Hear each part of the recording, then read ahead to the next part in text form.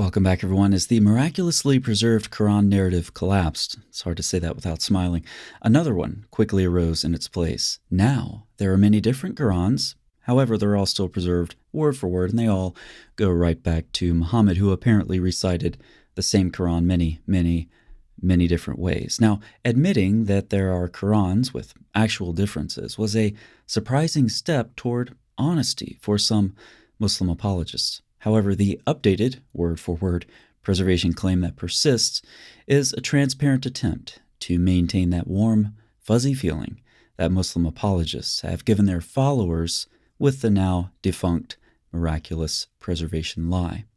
In response to the new claim of word-for-word preservation of the Qurans that all go right back to Muhammad, Muslims who take their cues from popular apologists have a couple of options. Muslims can unquestioningly adoption is prohibited in Islam. They can parrot the new narrative of word-for-word preservation of the Qurans. Or, having pondered how the particularly popular perfect preservation narrative was a myth, Muslims can reason, the first narrative about Quran preservation was a lie. Could it be that the second one is also? Let's go back just so we don't lose anyone. The first narrative about Quran preservation was a lie. Could it be that the second one is also a...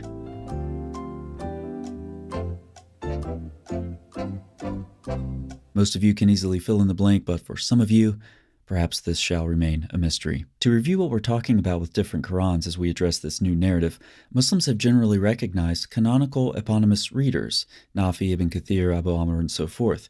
Each of the eponymous readers has a number of students with different versions, but only two are considered canonical. The most well-known of these will be the eponymous reader Azam with his two canonical students, Shuba and, of course, Hafs. Some Muslims will go for 7 canonical eponymous readers, others 10, and so forth. Regardless, Muslims are now asking us to believe that each one of these different qira'at from each of the canonical readers was preserved word for word. As you might expect, there are some problems with this new narrative as well. Surprise, surprise. Shadi Nasser is an expert on qira'at and has studied intensively the writings of Ibn Mujahid, who was, of course, faced with ever-increasing differences in the Qurans and selected 7 of them.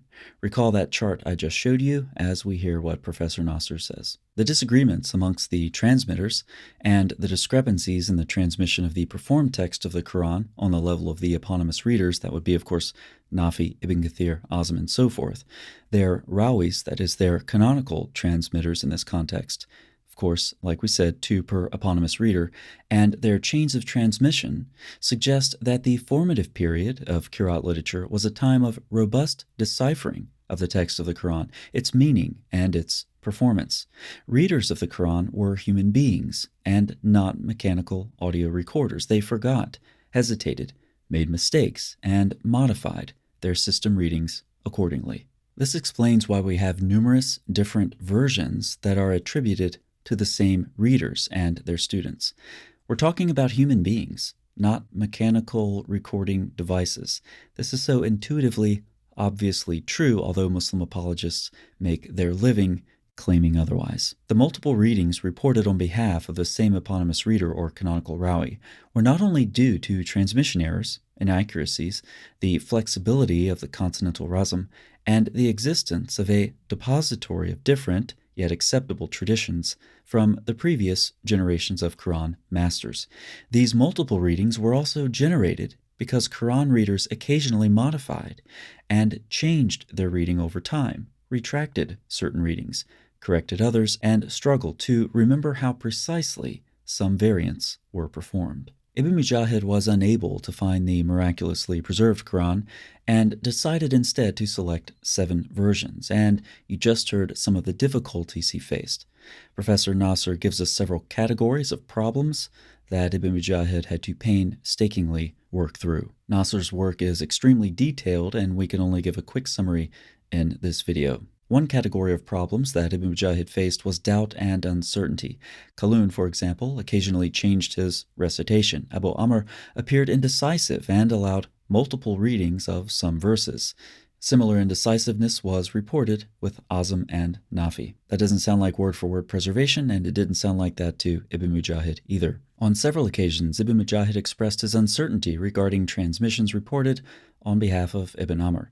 He seems not to have possessed a complete, verified, and well-memorized version of this system reading. In one place, Ibn Mujahid comments, "God willing, this is the correct reading." Another category is retraction of readings.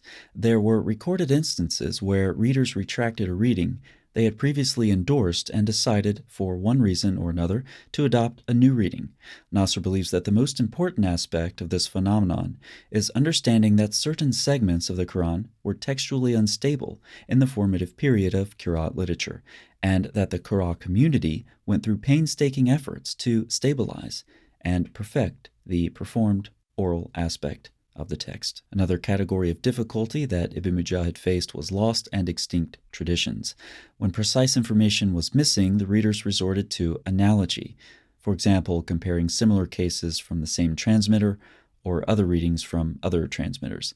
Thus, readings were sometimes verified and authenticated through analogy rather than a mutawatir transmission widely attested within the Muslim community. Lastly, Nasser comments, "Finally, one also wonders if there really was a unique rendition for each eponymous reader, and to what extent the transmitter's agency played a role in interfering with and shaping their master's reading." This very brief summary allows us to evaluate the claim of word-for-word preservation of the Quran's different readings through the lens of the very authoritative Ibn Mujahid, who had to sort through the doubtful, uncertain, lost, retracted, and extinct traditions. In a surprise to nobody, Muslim apologists are again lying. We can finally fill in that blank. Mystery solved. One wonders if one day Muslims will start holding their apologists accountable for their lies. One mystery solved, another mystery surfaces. Thanks so much for watching. I'll see you next time.